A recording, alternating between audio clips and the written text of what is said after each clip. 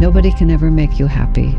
Only you can make you happy. You have to become what you want to see in the world. Everybody has a different duty, but the first duty is to become an instrument of light and not an instrument of shadow. So if you want to be happy, you have to decide to be happy. Change your thoughts, you change everything. A lot of people think about relationships and they feel like, they're destined to never find love. What's usually the reason for that? The only secret of happiness in relationships is selflessness. If you are trying to attract a certain kind of person, you have to become that person yourself. Why would somebody want to be with you if they have all these wonderful vibrations and you don't have any of them? And all you want is to draw their goodness into you. If you want a person who is good and generous and kind and loving, then, you should become good and generous and kind and loving, and don't just keep imagining that you will when that person comes into your life. Welcome back to Mulligan Brothers, and today we dive into a spiritual journey with Asha Nayaswami from the Ananda community. She's a spiritual leader there, and some of you probably know the teachings that the Ananda community was formed and based around. There's a lot of different things that we're going to explain in this conversation with Asha, but if you've read the book, The Diary of a Yogi by Paramahansa Yogananda, that is where a lot of those stories and teachings originate from. People like Steve Jobs have based their careers on these teachings and used these to guide them spiritually and through their life. And a lot of these teachings I connected with quite well. And I think there is, if you've got an open mind, there is a different way of thinking and you can apply these to your life in many, many different ways. And I see this across the board, from the special forces guys to the spiritual leaders. Like, these kind of teachings are being used on a day-to-day basis. Today's video, as always, is powered by Marek Health and sponsored by Mulligan Brothers Patreon. I'll talk about them a little bit later on in the video, but they are linked down below if you want to help support us make these videos possible. So let's dive into this episode with Asha Nayaswami. Just for the audience who might not know of your name, just introduce yourself by name and where we are right now. I'm Asha Nayaswami, and we are sitting in the Ananda Temple of Self-Realization in the city of Palo Alto, California. Whilst I was walking through here, and I think it's relevant to some of the stuff that I want to talk about. Whilst I was walking through here, I saw Steve Jobs on the wall.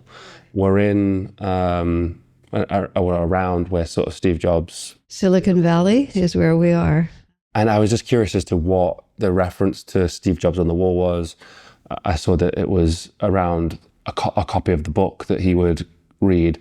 I mean, how's Steve Jobs relevant to these teachings? Steve Jobs, he was devoted to Paramahansa Yogananda. He was devoted to Yogananda's book, Autobiography of a Yogi.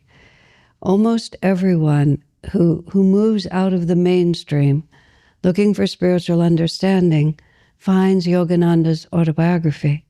Not everyone dedicates their life to helping to share that message, but countless individuals, virtually everyone who ever steps out of the mainstream in the spiritual world ends up being inspired by Yogananda. Steve Jobs was an extremely now well-known and dramatic example of that.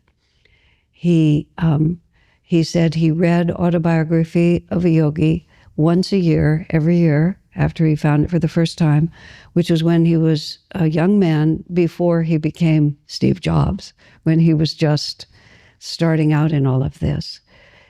He said that the only book on his personal iPad was Autobiography of a Yogi. And he felt very strongly that everything that he was able to accomplish was inspired by Yogananda's inner presence and the intuitive guidance that he received from him, which is extraordinary because Yogananda himself expressed that his mission was to usher in a new age of energy, of higher understanding, which also necessarily involves all these technological advancements which have turned our planet into one community. And that capacity to be in relationship with individuals and events all around the world is an enormous contributing factor into the breaking down of our sense of differences. And Steve Jobs personally was responsible to a large extent for that revolution. So the fact that he himself knew that Yogananda was guiding him, and that the guidance was not to become a monk or a member of this temple, which he wasn't, or anything like that, but it was to do what he was born to do, because consciousness is advanced in all kinds of ways. And when he died, at his funeral, he passed out to everyone who came a copy of Autobiography of a Yogi. And we thought it's worth knowing, because otherwise people draw a very narrow idea of what it means to be spiritually inspired, of what it means to be devoted to a great master, of how intuition and divine inspiration work. We don't have the imagination that the masters do to know how multifaceted the development of consciousness is. And he kind of forces you to just think completely differently about everything. Wow. And I think for me, just seeing it and hearing you say that gave me goosebumps, because it was like a huge like connection revolution. Like what Steve did was just incredible, and everyone knows that. And then to hear that a lot of inspiration is coming from these teachings is... That's how he himself described it. I didn't know him personally, even though he's virtually a neighbor. He lived within a mile of where I live, but that's how he described himself, openly and enthusiastically. It's interesting to hear, because I thought you was going to say that he'd found those teachings, or he'd found the book later into his career, but he'd found them early on. Yeah, very early on. I can't be explicit, but I know it was very early on. So it's fair to say that, he himself said it. He looked to that source. He was a courageous, outstanding, eccentric individual. And when he died, this is not private knowledge because it was published everywhere, but as he was literally passing from his body, his words were, "Oh, wow." You just love it. Oh, wow. The conversation I wanted to have was around some of the things like manifestation, magnetism, vibrations. I'm just curious, like, as a quick overview of like looking back at what Steve Jobs was doing, where was most of the, or where do you feel the most of the benefit from following the book came from? Was it that idea of that voice, that the inspiration, or do you think he was using stuff like manifestation, magnetism, and all these other things as well? A lot of people use vocabulary to describe things, but we're really talking about a flow of energy. And then we can describe it with any words that we want. But here's the fundamental reality. Most people, the way Paramahansa Yogananda put it is that thoughts are universal. They're not actually generated from within us. I don't really generate my own thoughts. I receive them. And what I am, in simplistic terms, if we could talk about the cosmic science of creation, what I am is like a radio receiver. And all throughout creation, there are many different vibrations of consciousness. We're very limited in the vibrations that we can see. Even science talks about how there's many more colors and things that we just can't see, but they're right there. So they get a machine that's better as being a machine than our body is, and they perceive these realities, which are right in the room, but we just can't receive them. I know radio is not as common a concept as it used to be, but nonetheless, we still understand it. In this room, if we had the right receiver, we could receive, let's talk just about podcasts or anything that people know. You're sitting here, you have a machine that is capable of receiving and amplifying, but the podcast was already in the room. The radio program was already in the room. Nothing changed geographically, But what changed was your capacity to perceive. And so the universe exists on many different vibratory levels. And according to what our own receptivity is, whatever station we're tuned to, we receive that program. For example, if you have a friend who is inclined to be depressed, and you can be walking around with that person, and you can talk about the beautiful flowers and the nice music and the sweet children and the puppy that's so cute, and their consciousness is, really? Oh, I think it's ugly. It's not pretty. It reminds me of everything I don't have. And you're in exactly the same place, looking at exactly the same thing, but for whatever reason, that person is tuned to be depressed, and everything that they perceive it as a wave that depresses them. And you're standing right next to them, and you're receiving exactly the same visual or whatever it is input, but your inner radio is tuned to a different station. And so most of the time, we just receive thoughts and ideas, and we just think they're ours, and we act on them as if they were true. We don't understand that we are tuning into certain vibrations of consciousness, and the thoughts that we receive, we match the vibration of consciousness we're tuned to. So the art of meditation or devotion, reverence, prayer, right action, altruism, selflessness, tunes you to the vibration in the universe that vibrates on that level. And then our thoughts begin to match that, and we have more and more thoughts in the same direction. And of course, and the same in reverse, because there's also demonic vibrations being put out, selfish vibrations, angry vibrations. If we're inclined that way, all of our thoughts support it. Change your thoughts, you change everything. But how to change your thoughts? Yes, that's the interesting question, isn't it? The art of meditation is actually learning basically to change the radio station.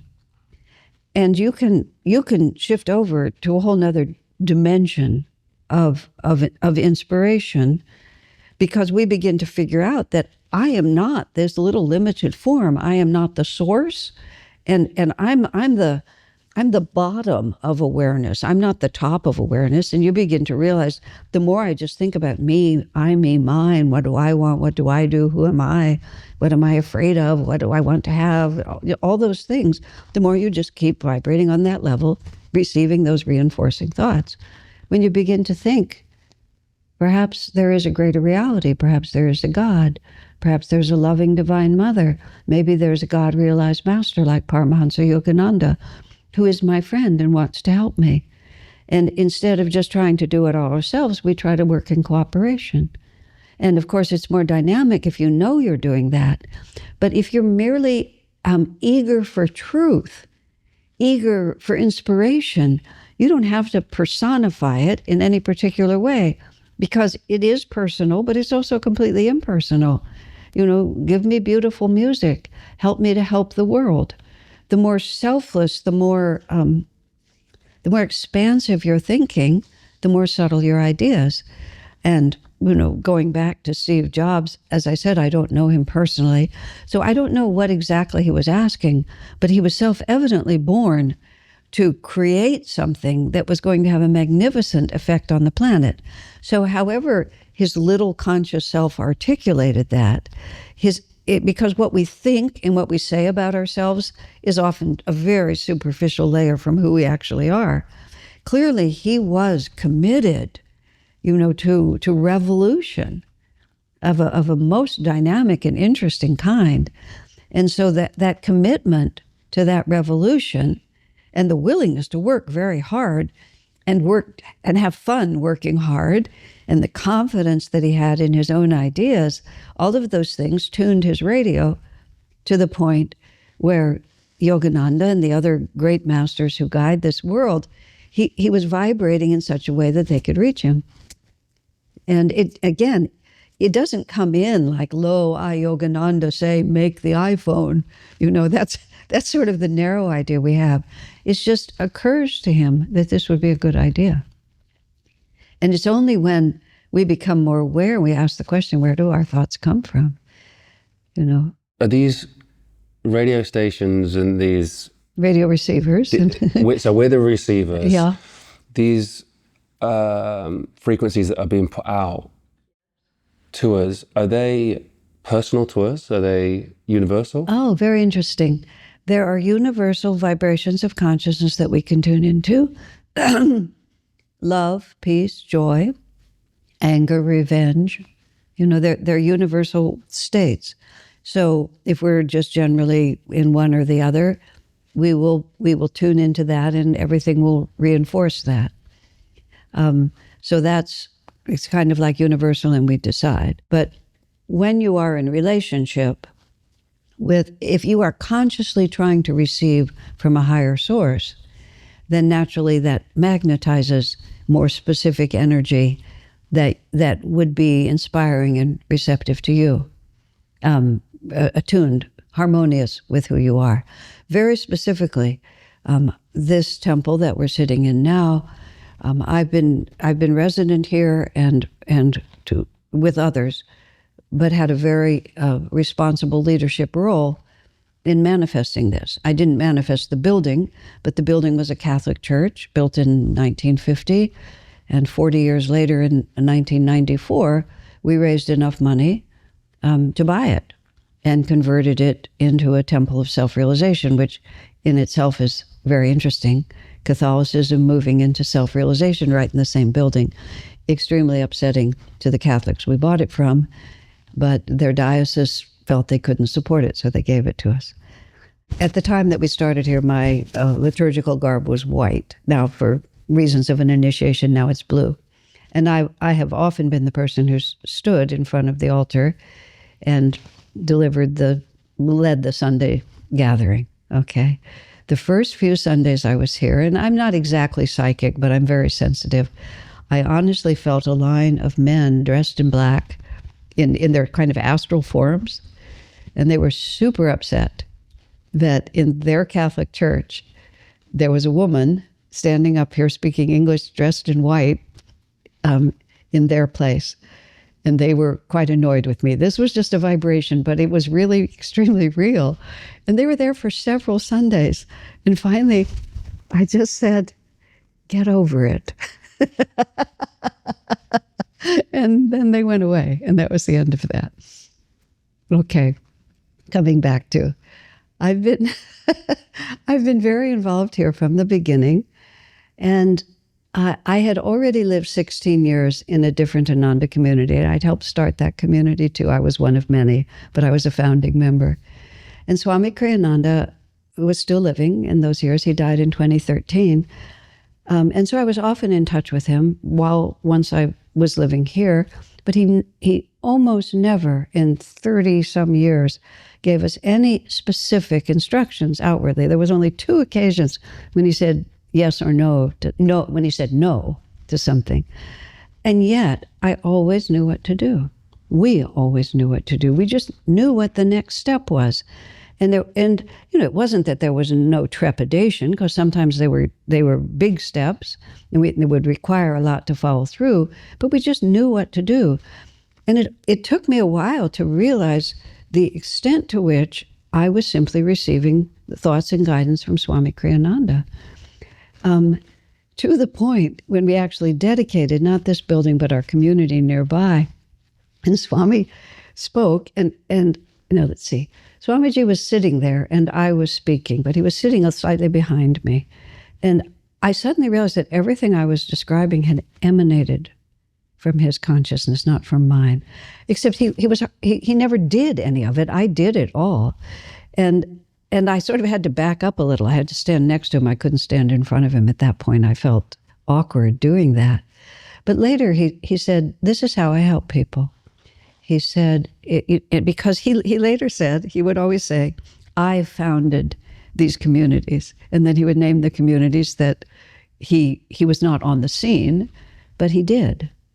because it was the power of his commitment to the idea. It was his attunement to Paramhansa Yogananda and my receptivity to further that mission. And therefore he could work through me and others. I'm only speaking of myself, but I was not solitary. He could work through us because we were all on the same wavelength.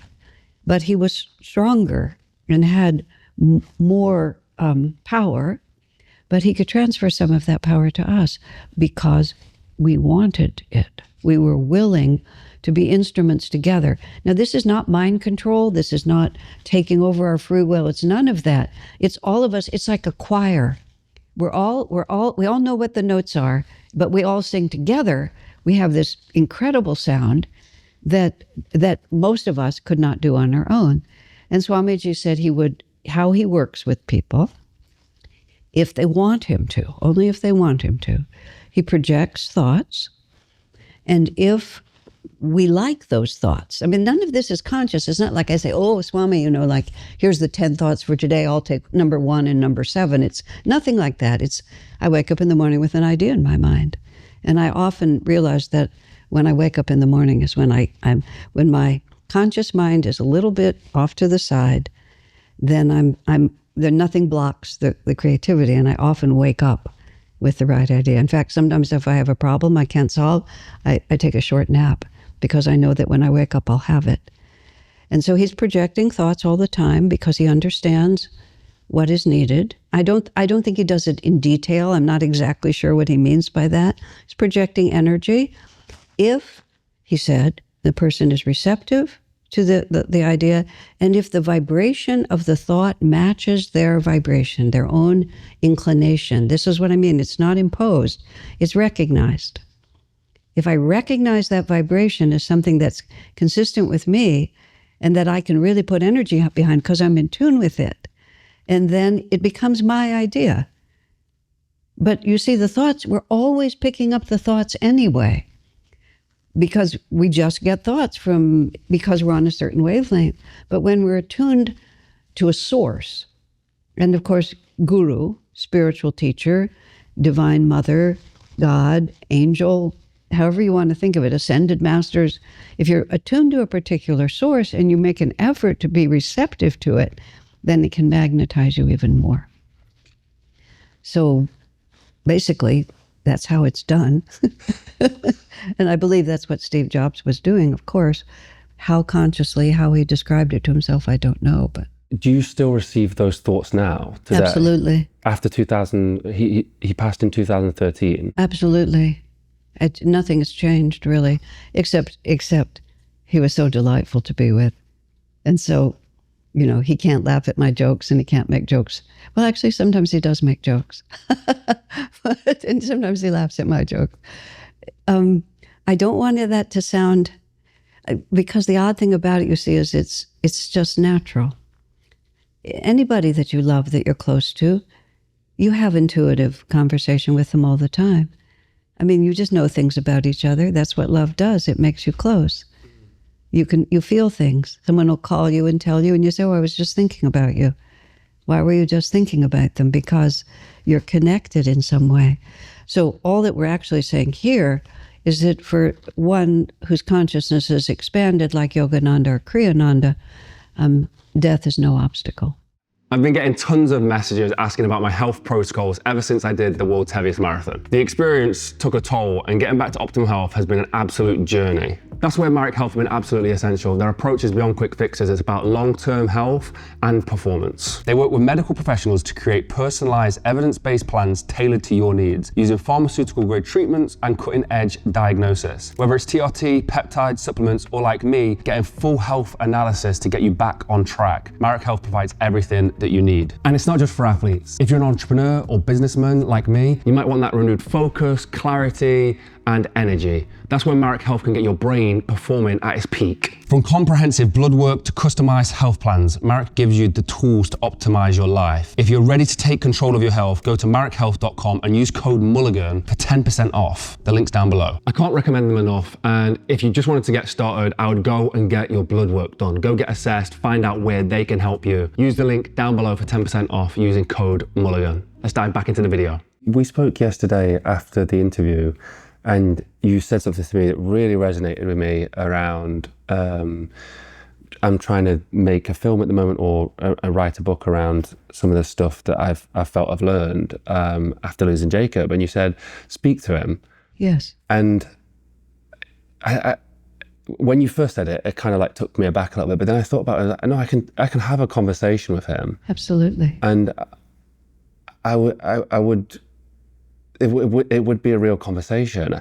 I think it's quite a difficult concept for me to understand prior to that, to you explaining that, because I hear people talk about this kind of stuff all the time about, I had a conversation with God, or the Lord, or Jesus, I think is one of those things that, and it always kind of went over my head a little bit.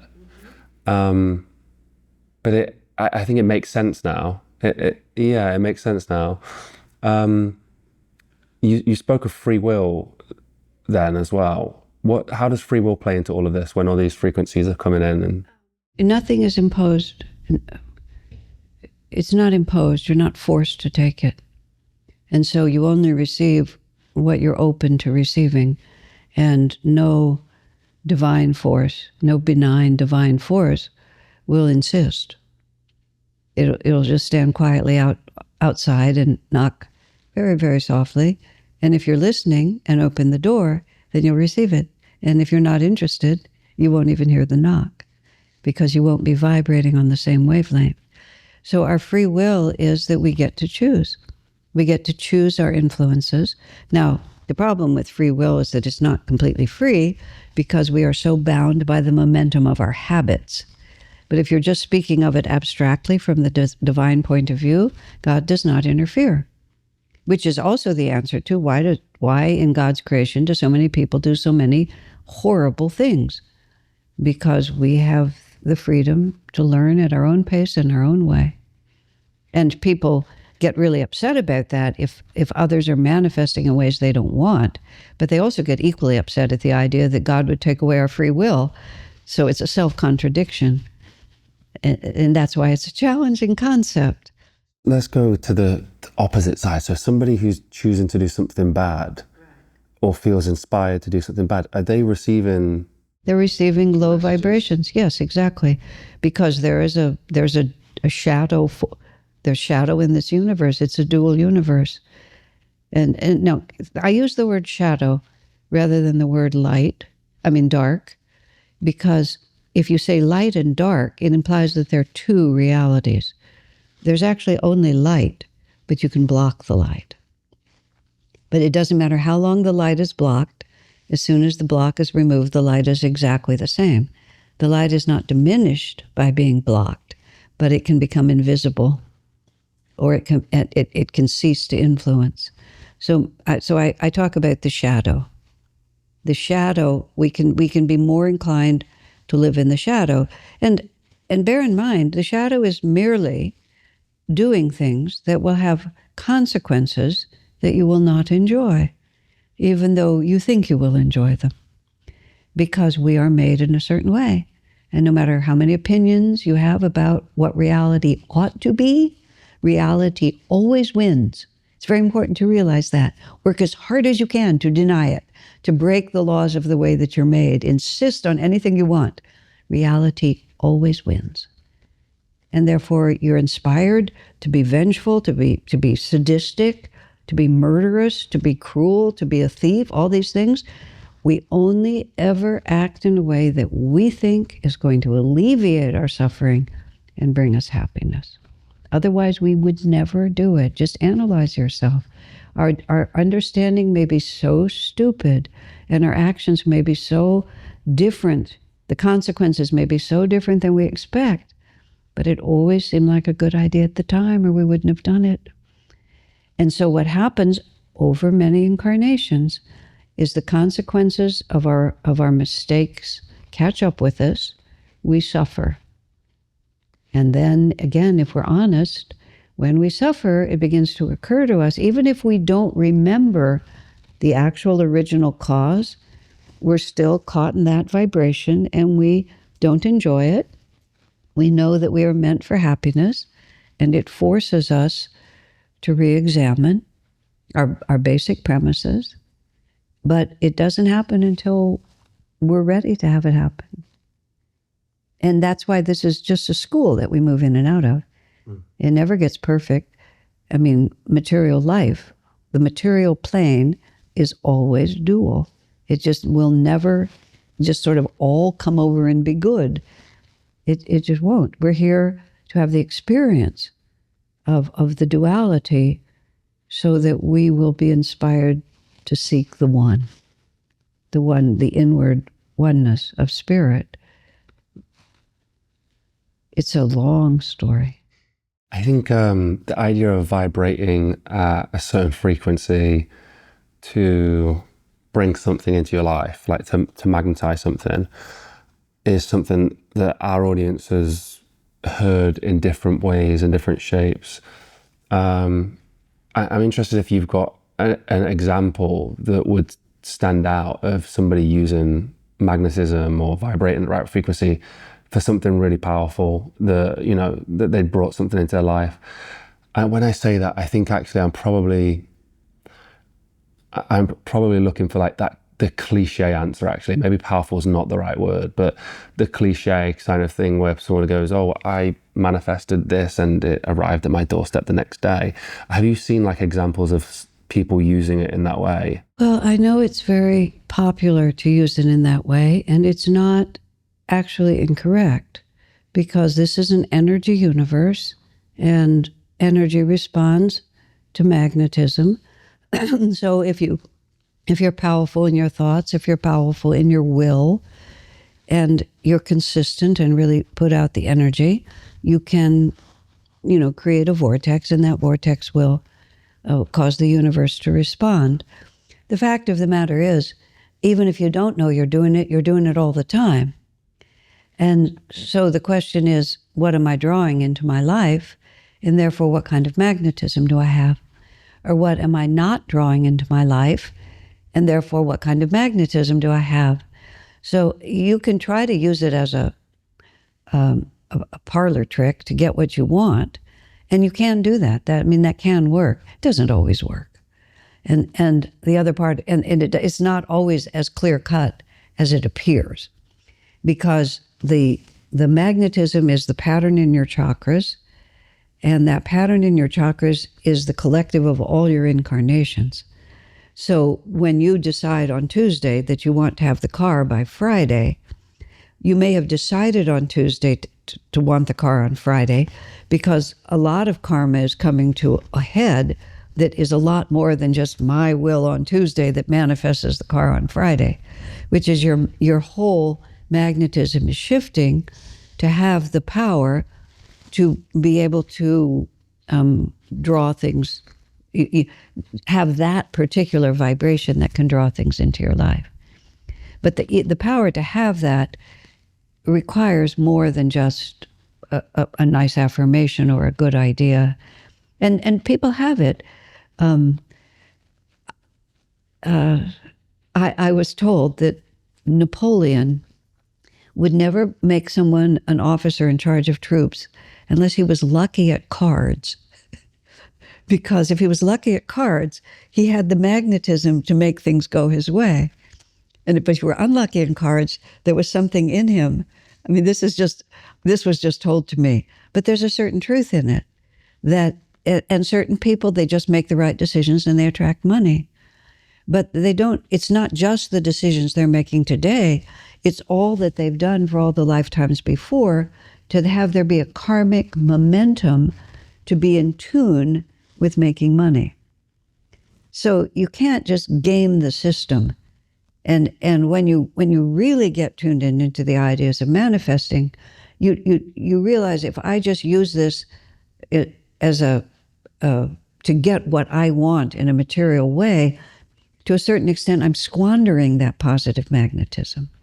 Because what really gives us power in the universe is to be attuned on a higher and higher level with more and more subtle ideas.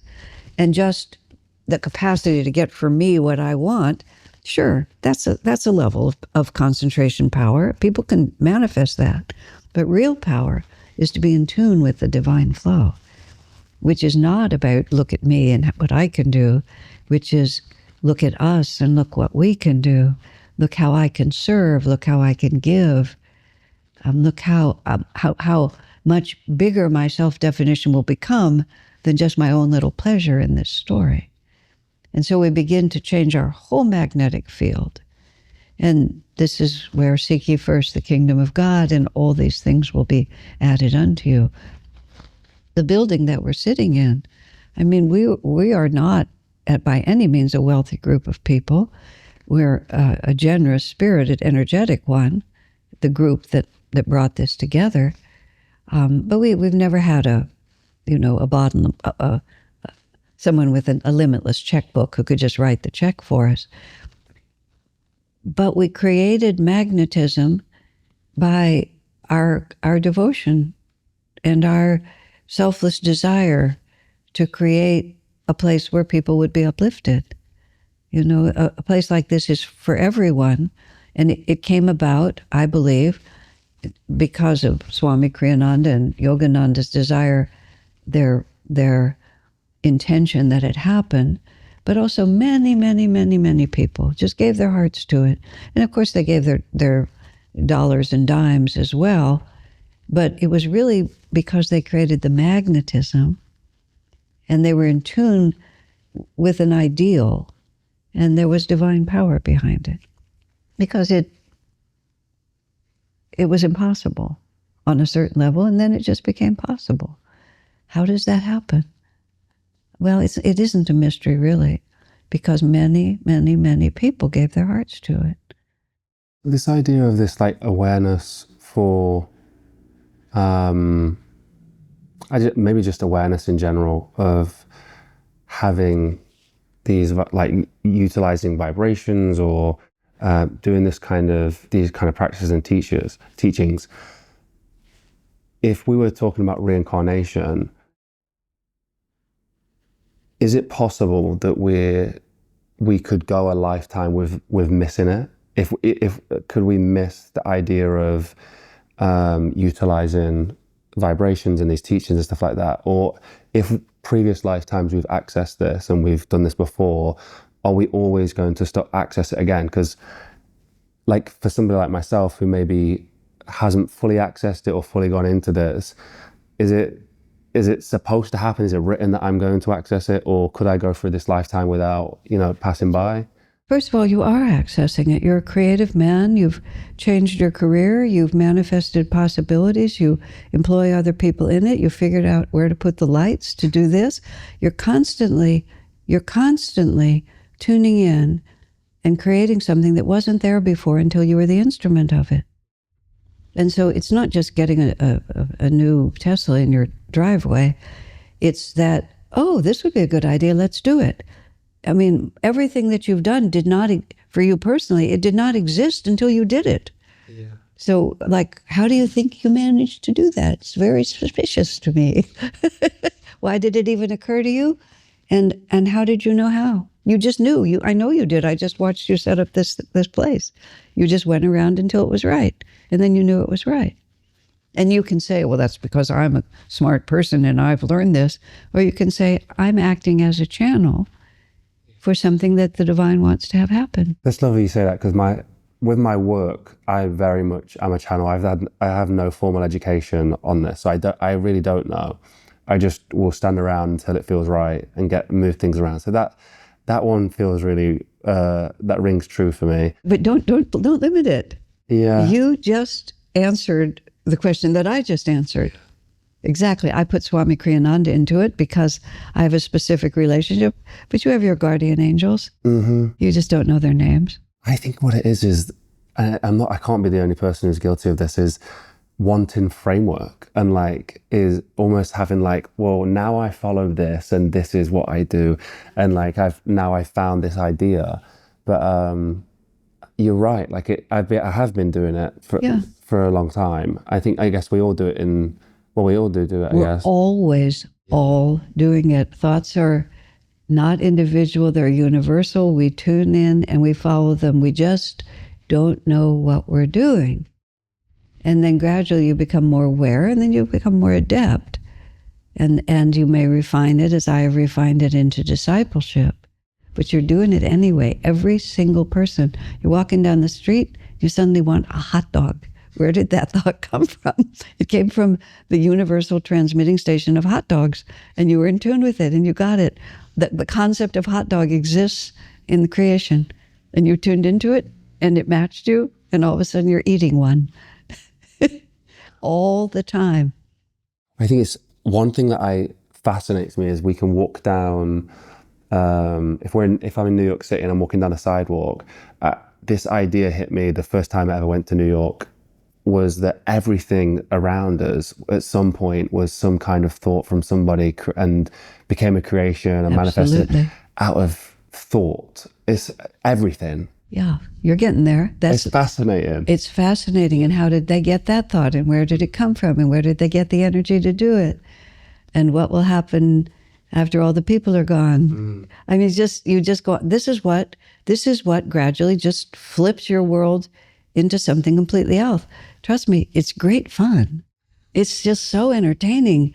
Once you break out of the little material concept and really just start imagining, using your imagination to accept ideas that are new. When Swamiji described himself. He read Autobiography of a Yogi. 5 days later, he was a monk and a disciple living in an ashram in Los Angeles, from having been a budding playwright in New York. And suddenly he's, in 5 days, he never knew about guru. He never knew about any of these teachings. 1948.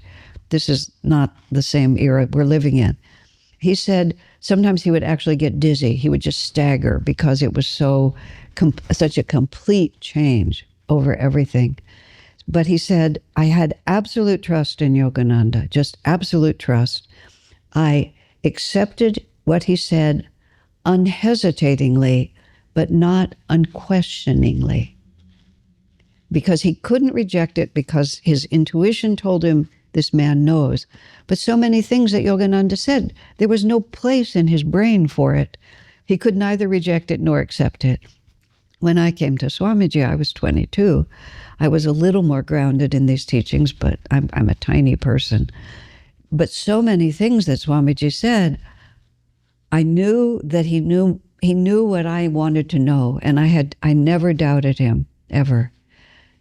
But I could not put aside my own intelligence, and nor did he want me to. He said, I always prefer an honest argument, he said, to a dishonest yes. Because a dishonest yes means nothing. You're just letting somebody else tell you what's true. It's never yours. Better to fight. So sometimes I would fight in the sense of, but, what about, don't you think, isn't this? And he was very helpful to me, because he was verbal and I'm verbal, and that's how we worked. But I could never, even if I could, in fact, once when I was just insisting, he said very sweetly, Asha, you always agree with me in the end. Why don't you just be quiet? Because I did, even if the end was 10 years later. I would just take it, I would put it over here. And I couldn't use it and I couldn't reject it. And then 50 years gradually passed, and each of these things came off the shelf, and it's like, whoa, that makes perfect sense to me, because now I've had the experience of life. Now I've grown, whatever it might be. And so in the end, there wasn't anything I can remember that he ever said that didn't eventually make sense to me. Do you remember the one that was the biggest difficulty to get over or agree with? What we were agreeing with? I think it had, specifically, I believe it had something to do with music and what kind of chants that we did. And he was wanting to guide us away from being too Indian. And I absolutely loved the Indian chants. And I really loved this really raucous kirtan, which is what people do all the time. I loved it. I had bells, I'd ring the bells. I just loved the thing. And he was saying that it wasn't really quite the vibration that Yogananda wanted to put across. That Yogananda came from India, but he brought almost nothing of that Indian culture, almost nothing, because he was creating a new expression. We were not Hindus in America.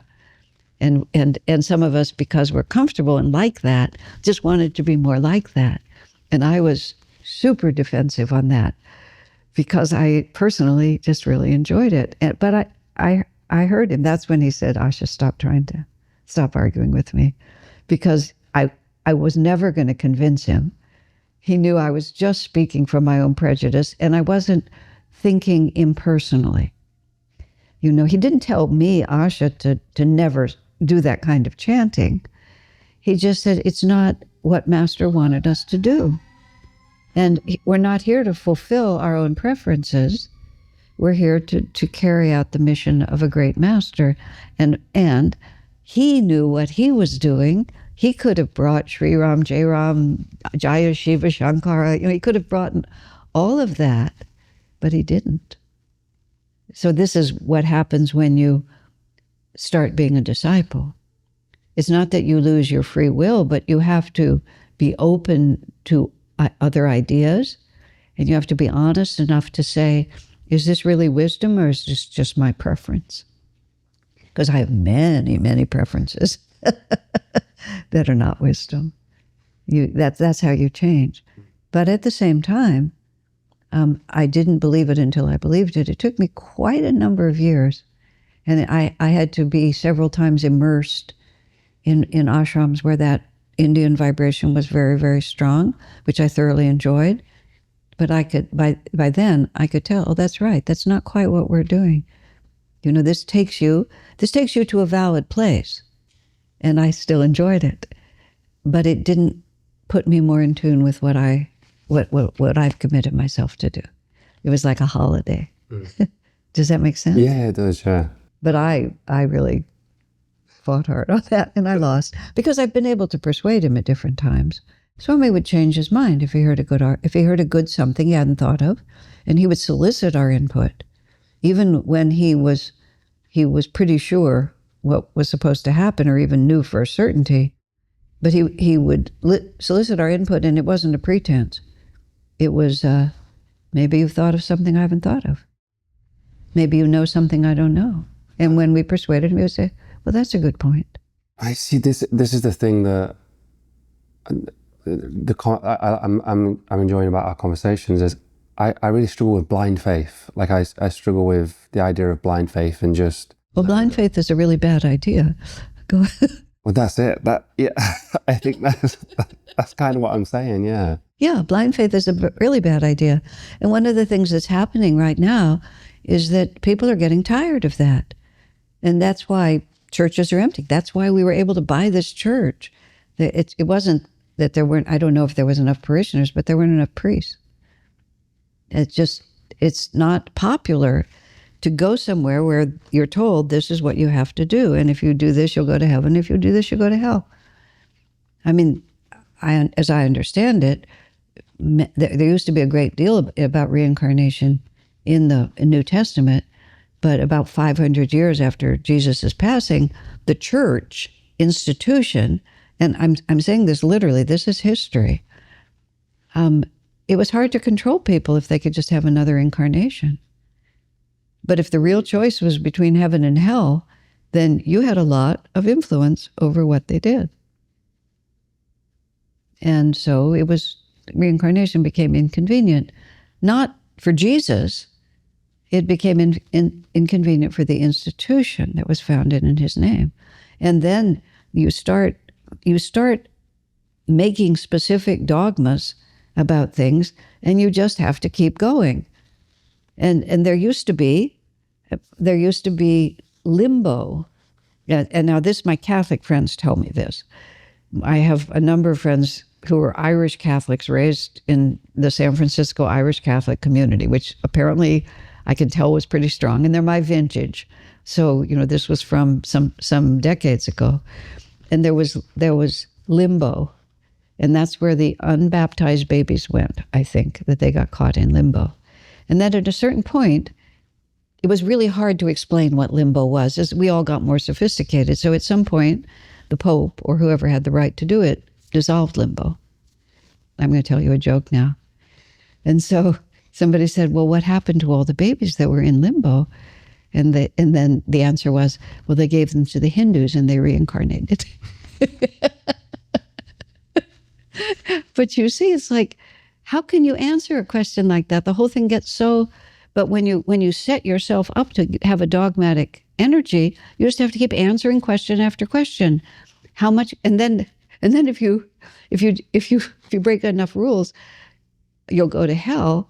But then you naturally ask, how bad can I be and still go to heaven? So then the institution has to tell you exactly how many Sunday masses you can miss, how many Friday meatless days you can get away with, and then you cross the line. But nobody knows. And so gradually people just say, what? And unfortunately, they repudiate God. And they don't realize that, you see, especially in English, the word God has no specific meaning until you attach it to some institution's theology. So you think you're rejecting God, but you're not.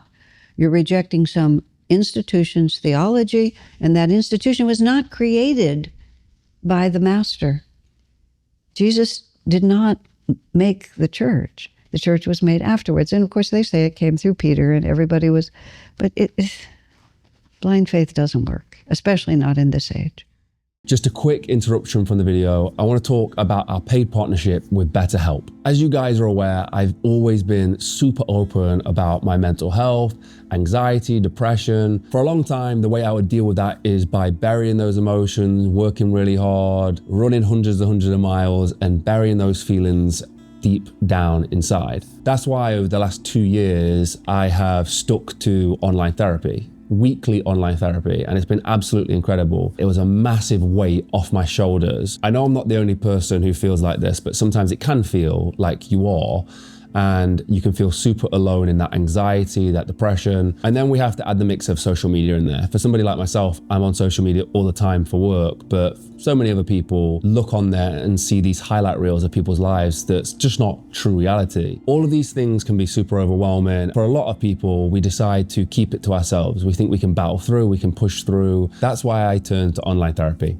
and you can too with BetterHelp. BetterHelp connects you with a credentialed therapist who can help navigate whatever you're going through. It's an online platform, so you can do your sessions from wherever feels comfortable. And if the first therapist isn't a right fit, you can switch at no extra cost. Most people using BetterHelp are looking for support with anxiety, and 69% report improvement after just 6 weeks. Therapy helped me shift my perspective, process things in a way I couldn't do alone, and actually start feeling lighter. If you've been thinking about therapy, this might be the right sign to give it a go. Click the link in the description or go to betterhelp.com/Mulligan Brothers for 10% off your first month of therapy. Let BetterHelp rule your anxiety, so anxiety doesn't rule you. Let's get back to the video. So many things ring true through various different faiths. Yes. Like so many things do. And I'm like, and there's so much overlap with different faiths and different teachings. But then there is those things that really like I push away from. And it's if I ask is it the teacher and some of the things that they've taught that is the issue, or is it the institution? It's the institution. Like, I don't think Jesus has ever said anything that I've disagreed with, or there's any,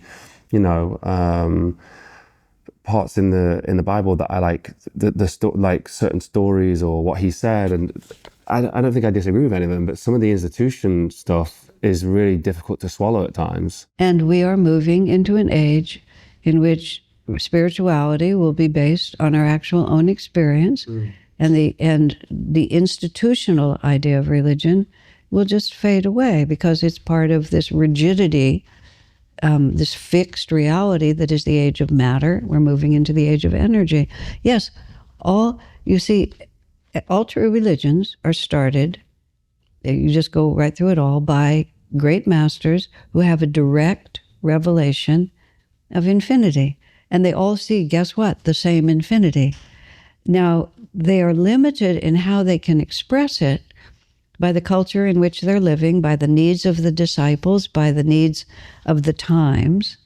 But when you step back from it and actually can look at it with a more expanded sight, they're all the same. But they're all the same. This is the way Swami Kriyananda explained it. He wrote a book called The Hindu Way of Awakening. It was a very interesting book. It's not really about Hinduism, it's about the inward path. And he explained every religion has two aspects. One is the outward way of belief, and ritualized practice. And then there is the inner awakening that those practices are designed to catalyze. And the way of awakening is the same for all of them. Love thy neighbor, do unto others as you would, be done unto. God of love, God of truth. We are all children of the same God. Joy, compassion, kindness. That this is what happens inwardly when you awaken. If you get there by going to Mass, if you get there by going to Sanskrit puja, if you get there by going to the Jewish synagogue, the rituals can never be reconciled because Jesus is the only Son of God, and the Hindus have all these other gods, and the Jews don't accept any of that at all. But when you awaken inwardly, what do you know? Everybody awakens the same way. I mean, literally, even with the chakras and the energy rising up the spine and all of those things, the Jews don't talk anymore about the movement of Kundalini, but davening, which is this movement like this, is what spontaneously happens when the Kundalini begins to move. Where did the practice of davening come from? Because the Kundalini moved and somebody who was highly advanced was doing it. And then it became the ritual. And so that's what we're working with now. By going into our inner experience, we recognize each other. We can see that we really are all the same. It's a wholly different universe that way. And that's the last thing was Yogananda. Paramahansa Yogananda explicitly said that his commission from the divine, from the great masters, the other great masters, was to teach the original teachings of Jesus. He made a distinction between what Christ taught and what he called churchianity. The original teachings of Jesus, the original teachings of Krishna. Krishna's teachings have become Hinduism. Jesus' teachings have become Christianity. He said, but he's teaching the original teachings, not the institutional ones, and to show that they're just the same, which they are. Yeah, I think you can see that. You really can see that. And I guess the confusion is, especially for somebody who grew up in a Catholic church or Catholic school, is like the institution. I've always been so against faith in a certain aspect because some people feel that it's a reason to hate other people, which feels like the complete opposite of what it's supposed to be. Which was quite, obviously confusing to a child or to anybody. It's quite confusing, but I think if you get to that point, then it's a good marker that maybe something's going wrong with the way it's being interpreted.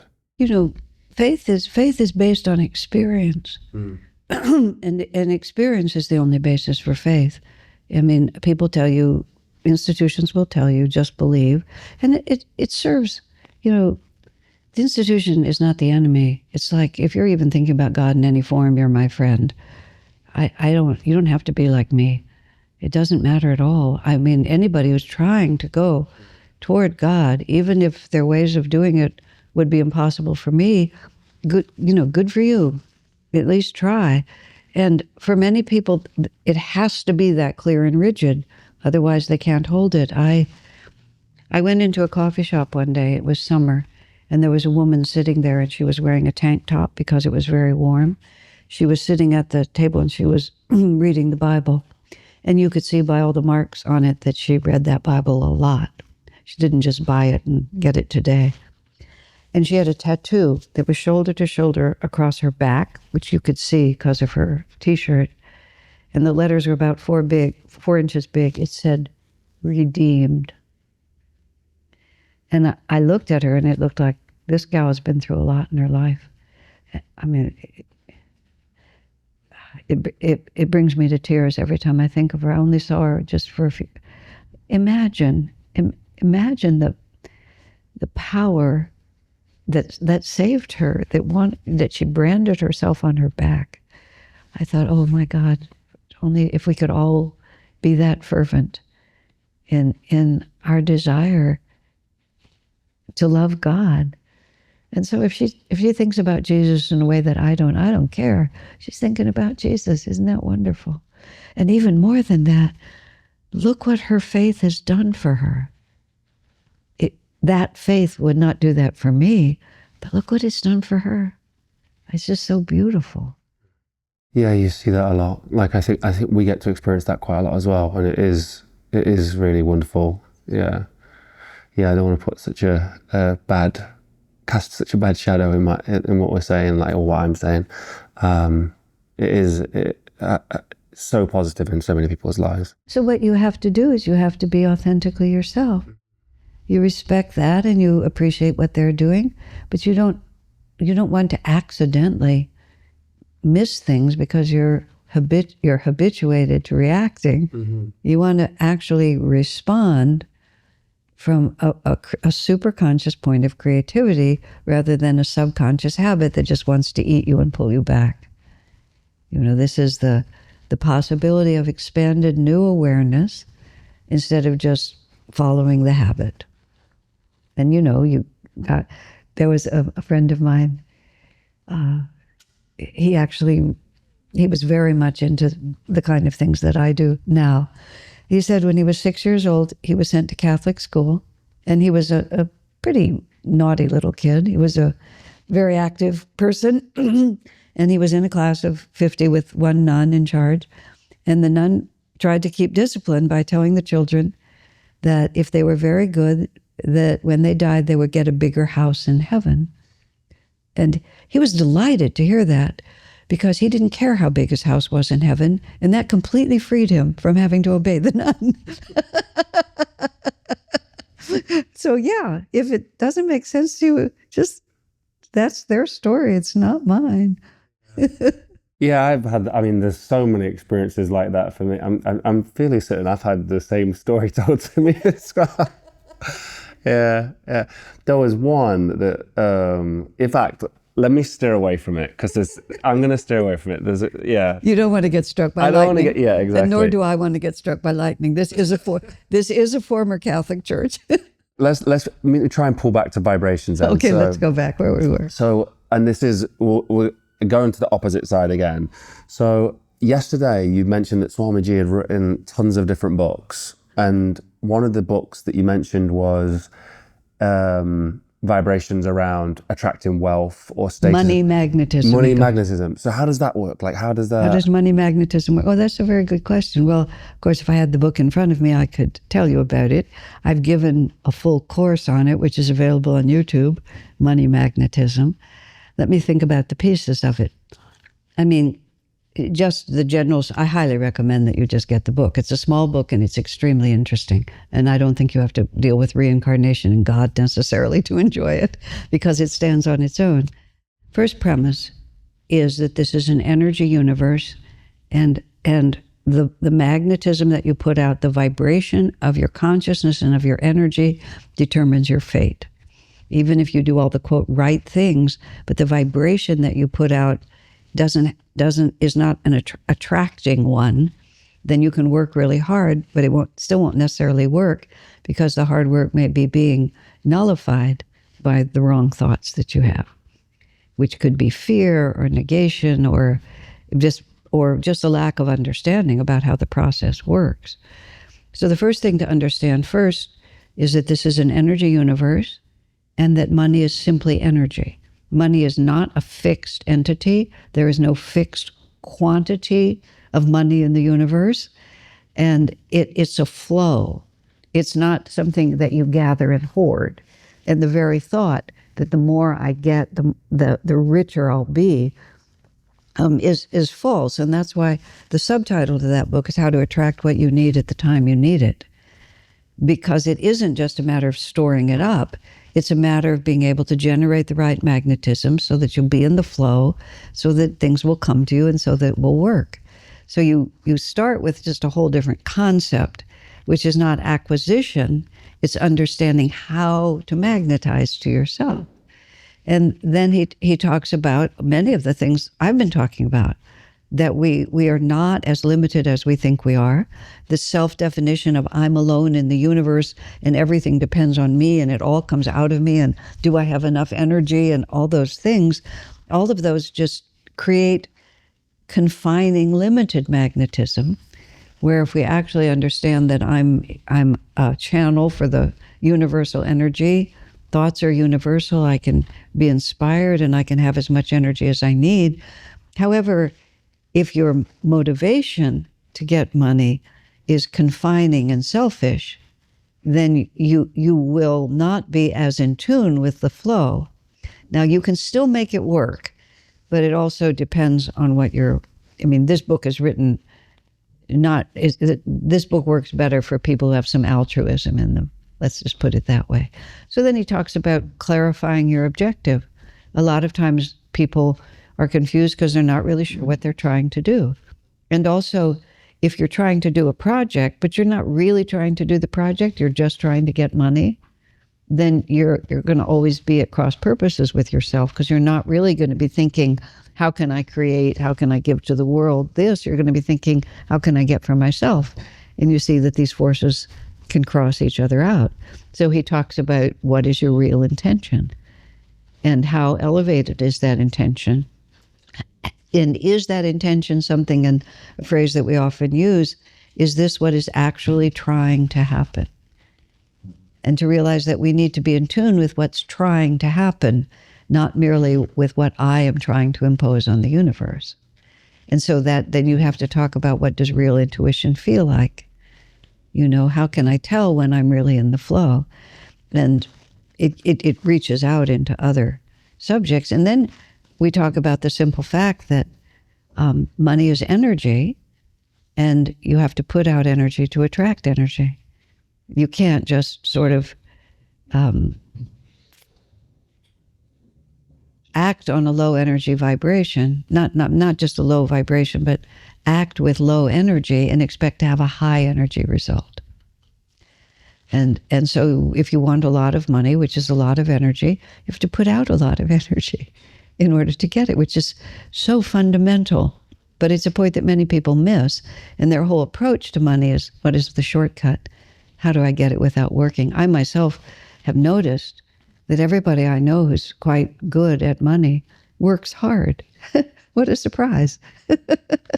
But they don't feel like they're working hard, because they also learn to work with joy, because joy is one of the surest signs of the power and the presence of God. And that doesn't mean that that nothing is difficult. It just means that there's a joy in the effort too. Joy is very magnetic.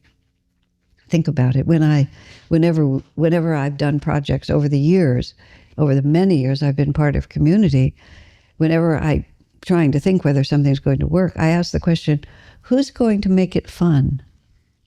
You know, because if somebody can make it fun, it doesn't really matter how hard or unpleasant it is, if there's somebody there who can make it fun. And fortunately, in the context of Ananda, there are many people who can make it fun. There's a classic picture of one gentleman who has done a lot of organic gardening and also works with heavy machinery and stuff. And in the beginning years, whenever we had a big event at our retreat community, the water lines would always break, just infallibly. And so there would have to be somebody in the middle of the night fixing the water lines. And there's just a picture of him. He's up to here in water. He's covered with mud. You have the big tractor next to him, and he's got his hands somewhere down in this water trying to figure out what the heck is going on. He has a smile across his face, and everybody wants to be in the puddle with him. And he has super good money magnetism too, because he just brings joy into it. Needs to be done. I'm happy to do it. And that, I mean, if you just think about it, people who are grateful and are positive in what they're doing, you always want to give more to them, don't you? And the crabby ones who feel that they haven't gotten what they deserve, you're just not inclined to give to them. The universe responds the same way. And then he talks about tithing. He talks about just thinking in terms of service instead of self. Obvious things like that. The negativity, or that the idea of being joyful and smiling, and that is so infectious, and I think it is growthful. Like, again, like it brings so much in. When you've had maybe a series of bad hands, which I'm guessing after we've spoken, you've attracted, I guess, as well. Yes. Okay. How do you how do you try and remain joyful, or how do you get through those moments without that affecting that energy and creating, making you into that sort of negative energy? Inevitably, there are peaks and valleys in our efforts. And when hard, awful catastrophes happen to us, which they do, if you're trying to reach a mountain peak, it's not a straight line up. You go like this, and then you have to go down into a valley. You might have to go through a crevasse. Then you have to come up the side over here, and then you're here again. But you're higher than you were before. But you didn't get there in a straight line. You had to go all the way to the bottom. How do I get out of this? But by the time you get here, you're stronger. You have more confidence in yourself. You're less naive about the process. You've developed some endurance. But you can either decide, well, I'm not going to go any higher because, if I keep going higher, this is going to happen again. So this is a very long process. And the desire for money and the necessity for money, both. I mean, we can't live in this world without money. It's just the way the world is. But the capacity to magnetize money is well, actually, Yogananda said, the ability to make money honestly and industriously, he said, is the next greatest art to realizing God. How about that? I think he also said honestly and industriously for a noble purpose. But the point is, because you have to transform yourself to be able to do it. And this is, again, where people want a shortcut. I'll just use these techniques. I'll never change. I'll just use these techniques and then I'll get everything I want. But to really become a magnet of the flow, where you really are provided for, you've gone into those crevasses. You've found the connected strength to the uplifting power of spirit, whether you even know it or not, which gives you the capacity to go on and become different. And after that, you're a better person. Now, not necessarily in one incarnation, because sometimes people just are crushed by what happens to them. And they lie there crushed for quite some time, even many lifetimes. But there is something in us that knows we are meant for joy. And so we just sit there or lie there crushed for a year or a decade or an incarnation. But the call to bliss will not be silenced. And pretty soon, you'll just start pushing out again. But that is the process. That's exactly how it works. And how do you keep opening instead of closing? Well, there once again, we're just right up against it. That's the whole game. And it's very tempting to close, but it doesn't serve. And it seemed like a good idea at the time, but eventually we discover that I'm losing more than I'm gaining.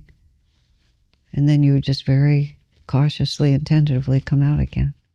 Just a quick interruption for the video, guys. As many of you know, we are independent creators and filmmakers, but there is a massive attack on us right now. Traditional media over the last few years has started to slowly die. They are no longer the independent voice that you first thought they were. That's why we've created Mulligan Brothers Patreon. We've built something special for our most dedicated supporters, and I want to break it down for you real quick. The supporter tier gets you ad-free early access to both video and audio versions of Mulligan Brothers interviews 24 hours before it goes public. The executive tier gets you everything that a supporter tier gets, plus more. Exclusive interviews and behind the scenes content, walk and talks, daily routines, unreleased interviews, the stuff that you don't see anywhere else. And finally, the executive producer tier. Everything from the supporter tier and the executive tier, plus exclusive perks. Access to our treatment packages. Be the first to see which guests are coming up and get insight into the topics we'll be discussing before anyone else. And you'll even get an executive producer credit on every single documentary that we make. So if you've ever wanted to support the Mulligan Brothers mission of inspiring change so we can go around the world and get these stories that nobody else will, this is exactly how you do it. Go to patreon.com/Mulligan Brothers or click the link in the description or scan the QR code on screen. Join the community and help us inspire change. Let's dive back into the video. We spoke about sort of money, and I think a lot of people, when they talk about vibrations and even the magnetism, but I'd love to sort of talk it from the vibrations perspective. A lot of people think about relationships and it introduces another person's vibrations as well. Like, are we vibrating? So when somebody is maybe not finding a partner, or unable to find a partner, or find the person that they love, or they feel like that they're destined to never find love, what's usually the reason for that? Well, to start with, the karma for romantic relationships globally, generationally, is awful right now. So we've all incarnated at a time when this is not an easy issue. I mean, the astrologers will talk about it, and you can talk about it from many different angles, but it's a generational karma. When I was a child, every family was intact. Now, trust me, every family was not happy by any means, but every family was intact. And, a friend of mine recently was someone from Ananda. I mean, they were living out of the community for a while, and their little boy, he was in kindergarten, he went to some public nursery school or something. He comes back home, he says to his mother, "Mommy, do you have a boyfriend?" And she said, "Well, no, I don't have a boyfriend because I have Daddy. I have your father, my husband." He said, "All the other children, their mommies have boyfriends." And it was just like, yeah, that's right. They have both children and they have boyfriends, because this is what's going on everywhere. I say that, not that that makes one's own empty heart more full, but this is a big issue that we're all dealing with. Nobody knows who you're supposed to be. And there are fundamental ways, again, ways that were made that have not necessarily been acted out beautifully. Inequality, cruelty, abuse, ownership. I mean, there's many things I can criticize. But this, now we're in chaos. When you do get that embroiled with someone, especially, if there's a sexuality and if you're living together, yeah, your vibrations are combined, your karma is combined, you're no longer functioning as the independent unit that you were before. You cannot just assume that the other person is just like you, even if you're really, really close. People become obsessively sexual, and they become quite sexual before they know each other. And that sexual energy gives you a false sense of intimacy and union. I countless times, I don't do it anymore, but I did a lot of counseling, couples counseling for many years. And the woman, usually the woman, would tell me that, quote, he had betrayed her. And then she would tell me why he betrayed her. I don't mean that he was unfaithful to her in a sexual sense. He betrayed me. And then she would essentially tell me that and now, after having moved in with him after 2 weeks and having this passionate sexual relationship for a year or two, and it had begun to wane, she's begun to notice who he is. And he didn't betray her. She just never knew him, or the opposite, or the other way. They just didn't know each other, and yet got so embroiled before they had any idea, because we meet as strangers. We're not a village anymore. You don't know the guy's family, the woman's family. You don't know the background. You know nothing. You just have chemistry, and there you are. All of which is to say, whoa, this is a hard time. This is a really hard age we're living in. So be realistic. Be sensible. Be long-term in what you're thinking. Character matters. Who is this person? Pay attention. I don't mean to be hypercritical, but just pay attention. Don't just allow yourself to just fall into a daze and think that it's all okay. Pay attention. And also, it's, romantic relationship is just a very profound friendship. And so you have to learn how to be friends. And people suffer. And then there's nothing in society to hold you together. And the rigidity of the past is not the ideal, but now there's nothing to hold people together. So as soon as we meet a really big obstacle, everybody can just go like that. And so we're not compelled to realistically and deeply try to find solutions. And then many of the people who are now of the age looking for romantic partners, we're not raised with any examples. Plus, we're completely separated from generations. And so now all the energy is on this one relationship. We rarely, especially in the US, we rarely have any support. So we're actually, everything has to come from this one person, which is in itself unrealistic. On and on and on I could go. This is all negative, so let me try to say something positive. Nobody can ever make you happy. Only you can make you happy. So if you want to be happy, you have to decide to be happy. And you have to cultivate within you the capacity to be content. I don't mean to be closed and to be independent like that, but just you may do things that I like or dislike, and it may be a great joy to have your friendship in my life. But if I'm not fundamentally able to find happiness within, I'm not going to be able to find happiness just because you're in the room. I may be distracted for a while and not realize it. One of my friends who married one of the sweetest women I know, and he was kind of a curmudgeon, but she was terrific. And they had a wonderful life together. He's passed away now. But he said when he left home, his mother said one thing to him: don't marry an unhappy woman. He said like that. So by the grace of God, he found this angel who just loved him, and it worked. But I've always thought about that. You marry an unhappy person thinking that you can make them happy. It's a red flag. Be careful. You know, and also the only secret of happiness in relationships is selflessness. It's just, you know, you have to be interested in other people's well-being. There's 100 more things, but I don't know what else to say. But if you are trying to attract a certain kind of person, you have to become that person yourself. It's about as simple as that. You have to become that person. Why would somebody want to be with you if they have all these wonderful vibrations and you don't have any of them, and all you want is to draw their goodness into you?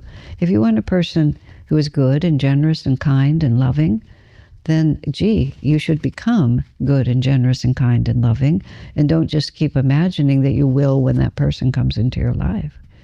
Just and if you begin to become like that, you're not so desperate, and it allows you to have better judgment. Because otherwise, if you're desperate, you tend not to see things as they really are. I can say all these things so easily. It's very, very difficult. It's very difficult. And I just think there's not a happy ending of the romantic kind for a lot of people right now. It's just not going to come. So if I never really have a romantic partner, what would I do with my life? And why would I wait? Well, I think that was a really nice way of putting it, of a check that you could even do on yourself is, well, what are the things that I want from a partner? Like, who is my ideal partner? What do I want? Like, if you're seeking a relationship, you probably have that idea in your head, and then become that. I think that's a really wonderful way of putting it. And the next question I was going to ask is around that. Well, I'm doing these things, but I still don't have it, and I feel like that's where the desperation comes in, and that maybe like muddies the water a little bit and makes it more difficult. Desperation just makes a terrible vibration. Think about it. I mean, somebody who's desperate, and if you're with someone who's desperate, you realize they're not really looking at you.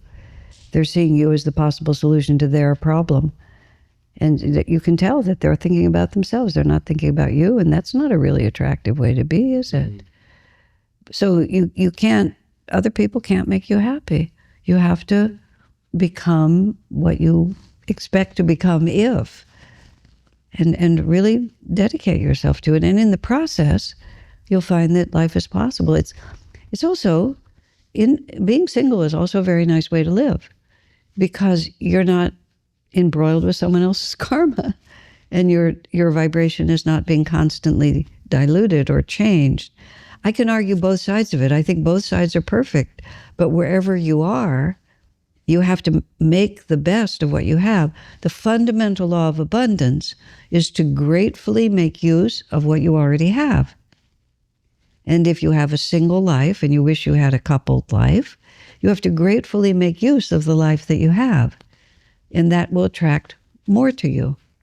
If you constantly either freeze or don't put out energy or resent the life that you have, God has given you this life. And you say, no, I want a different one. I want a different one. It's not very attractive. You say, thank you, Lord, for giving me this. I'll do the very best I can with it. And it would be nice if I had a company doing this, but in the meantime, I'll do the best I can. You see how much, if you're giving a gift to someone and you hand them this, and they say, oh, that's awful, it's not what I want, you're not going to go buy them something else. You mentioned red flags there. Are any other red flags that stand out? No. And I've never lived in the world that people have to live in right now. I've never lived there. So I can't speak to it. I mean, as a caveat on everything I say, the world that people who are looking for partners have to deal with today is an unknown reality to me. It's unknown. The whole sexual scene, the way women and men are with each other, just everything. I have no actual experience. I can speak from a certain sort of universal level, but I'm not qualified to speak about what people are really dealing with. Well, that's what I want to ask is, why are we at a stage now where everything has to be so polar opposite from each other? And well, you're talking about the same. That people want to be intimate and close and love each other, and the method they're using is to polarize it. It's like, I just don't think this is going to work. Now, you're asking Yogananda's prophecy of turbulent time, and we're talking about nuclear war. But nuclear war is the biggest manifestation of people being in opposition to each other instead of compassionately helpful to each other. So this is how it's manifesting on the street. And I don't know the details because I don't participate in that world, but it's the vibration of it is extremely unfortunate. Even to have made a movement out of it, whether you're affirming it or rejecting it, oh my God, how is this going to help us? How is it going to help children? How are people ever going to grow up to love and trust each other? How is anybody going to learn how to love? Oh dear, it breaks my heart when I hear this.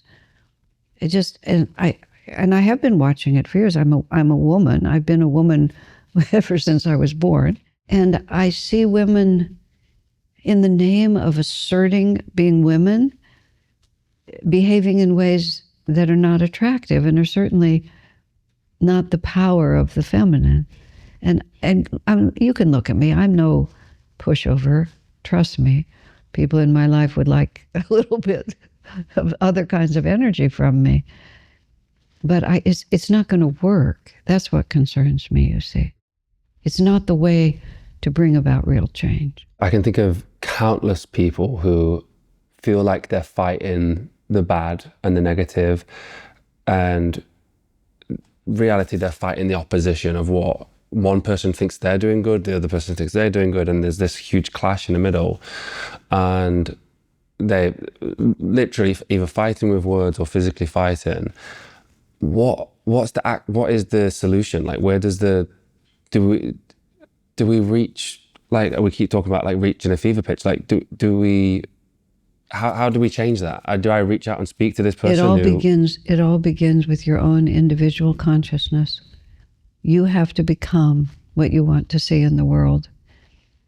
And then you create an aura and a capacity to relate to people in a way that is unifying instead of divisive. And you don't, everybody has a different duty, but the first duty is to become an instrument of light and not an instrument of shadow. And so even if there's good ideas in this, and there's good points in this one, and this is really not so good, and why don't you be more like this? Even if there's truth in this, if the way you're doing it is to dominate, to force, to get your revenge, to stand up and prove yourself, that's what you're actually creating. You're not creating an atmosphere where people can open their hearts and be different. It is that kind of divisiveness that leads to finding somebody else to be mad at. No woman will look at me because women are no damn good, or men are no damn good, and come to think of it, this group over here isn't particularly good either, and why don't we just go after these? And I think I'll just go buy a gun. I mean, how do you get there? You get there by being angry and upset and feeling like a victim and wanting to get your revenge. That's how you get to nuclear war. I mean, you don't get there fast, but it's all the same. It's all the same energy. Do you follow the news? Like, do you think that we're closer to nuclear war than we've ever been before? Or do you think that's... I really don't know. I feel that there's a kind of madness on the planet. Now I have to balance this. I know. I felt the same as I asked that. Like, I'm going down to a bit too negative here, but yeah. Well, it's true. But so let me go back to another place. On page 293 of the first edition of Autobiography of a Yogi, Yogananda says, Jesus and Babaji is the deathless master in the Himalayas, and we all know who Jesus is, are in constant communion. Okay, this is one of those things, I can't verify this, but this man tells the truth, and he has the right to say. Jesus and Babaji are in constant communion. They are very concerned about what's going on in the planet. They're concerned about suicidal war, about religious bigotry, about race hatred, about excessive materialism, and they have planned the salvation of this age. And the salvation of this age is to bring people back to inner attunement with the divine presence within. And that's what Yogananda's incarnation is about. That's what Swami Kriyananda's life, that's what my life is about. That's what this temple is about, is to bring people back to inner communion. Because when you come to inner communion, you discover that all of this is not really the fundamental reality. The fundamental reality is my relationship with the light and my ability to receive that light and to share that light. And that is the solution. It's the solution, and Jesus and Babaji have planned it. And I myself have participated in it.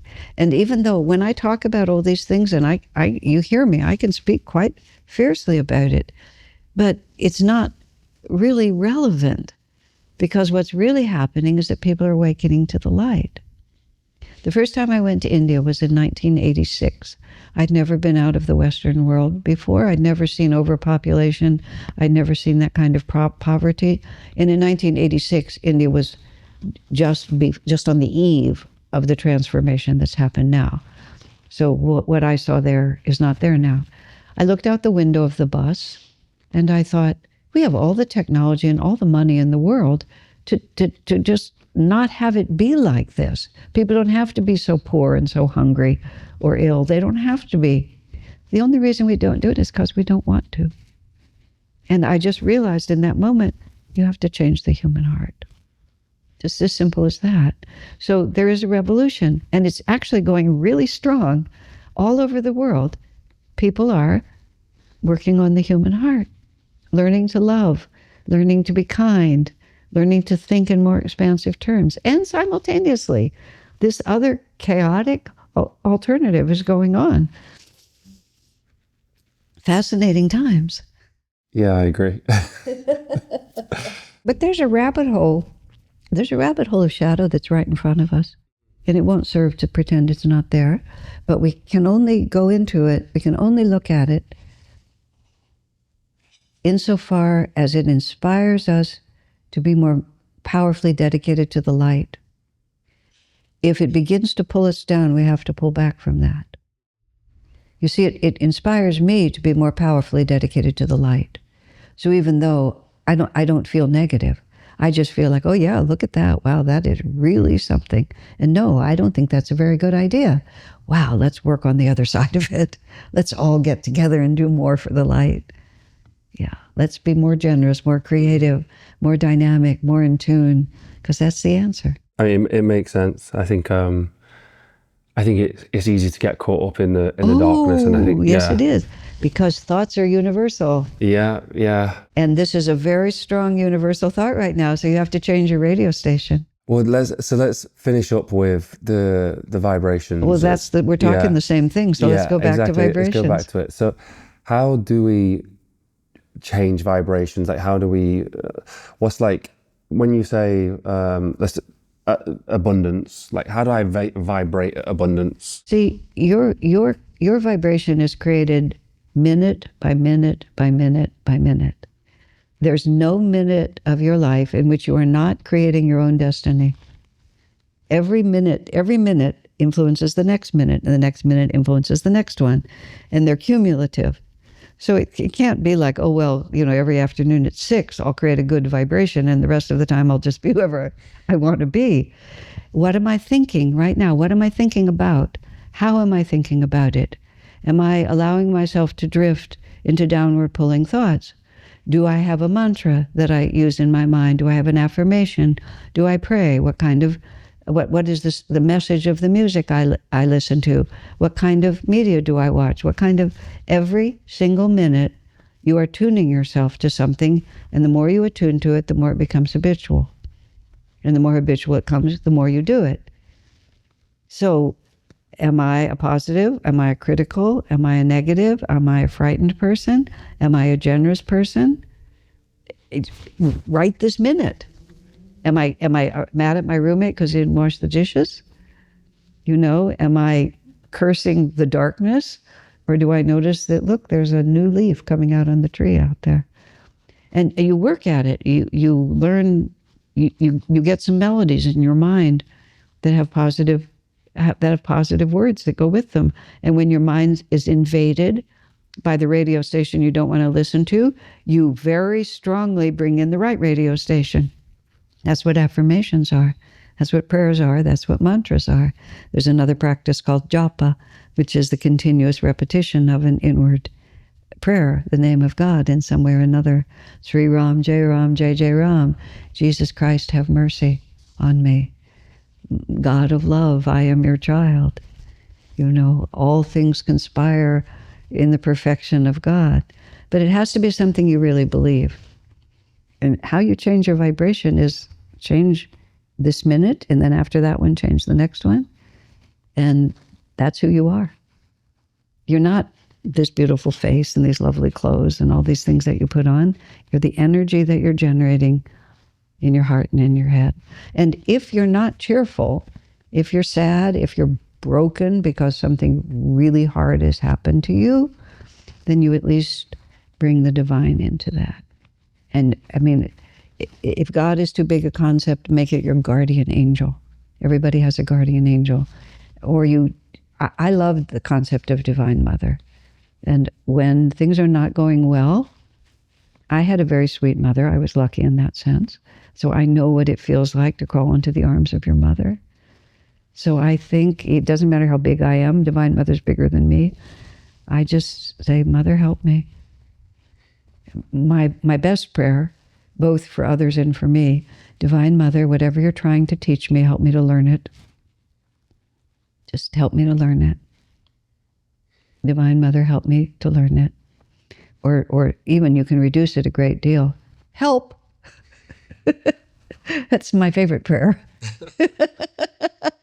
Because you see immediately you're in relationship. Help. And I've many times I've said, I can't last much longer. I'm going down and I don't know when I'm going to come back up. But bring your mother with you. Your mother still loves you. If you didn't have a sweet mother, then imagine what a sweet mother would be like. Does it take longer to change vibrations if you've been in something bad's happened to you? Or could you just go? No, you see, it's energy. So if you had a hard blow, that means a lot of energy came to you and it made a deep impression in you. And the impression is as deep as the energy that came into you. If then you suffered, and so you repeated a pattern of feeling helpless in the midst of that, all of that, if you just quantify it, represents a certain basket full of energy. It's a balance scale. That's what we want to think of. It's gone like this because all these things have happened. So the first thing you want to do is you don't want to add to this side, or at least you want to modify it by weeping with Divine Mother instead of railing at her. And then you start trying to add what you can over here. And so this is just a little better than your worst. And you're not, I got very upset with someone once, and we were in a public place, and I just somehow, it was the last straw, and I was just ready to start screaming right where we were. And so that was the worst. The worst was that I could scream. So immediately I thought, the best is Christ-like forgiveness. I just love everyone. It doesn't matter what you do to me. Nope, not an option. Okay. So this one is not an option. So I start coming down, but I also don't have to go to the bottom. I don't have to start screaming in a public place. I can just hold on until we're at least on the sidewalk. And then I can hold on till I get home. And then periodically I considered Christ-like forgiveness, and it was never an option. So we just dropped it. I just did a little better until at least, we were in a private place. And at least when I brought it up, I wasn't screaming. And that was a victory, because my vibration was terrible, and now my vibration is only moderately bad. But I've shifted the balance scale. If I jumped on this side, then every time something happened, it's just going to keep going there. But I didn't make it worse, and I made it a little better. This is a long game. This is not a sprint. This is a ultra marathon. Well, I hope that people have taken some of that on board today. I think for me, this has been the most in-depth conversation around vibrations and frequencies, the manifestation that I've had with somebody, and I think really valuable stuff. So thank you so much for taking the time. I hope it's helpful. I know that much of what I say, this is the fruit of half a century. And it's very clear to me, and I know from experience that it works. And I just pray with all my heart, that even just a little bit, there's a saying in the Gita, even a little practice of this inward spirituality will save you from dire fears and colossal sufferings. So even just a little, even just one idea. Just if we all just do our best to just move toward the light, all the rest of it really won't make any difference at all. The light will just come up. Room can be in darkness for 1,000 years. As soon as you bring in the light, darkness disappears.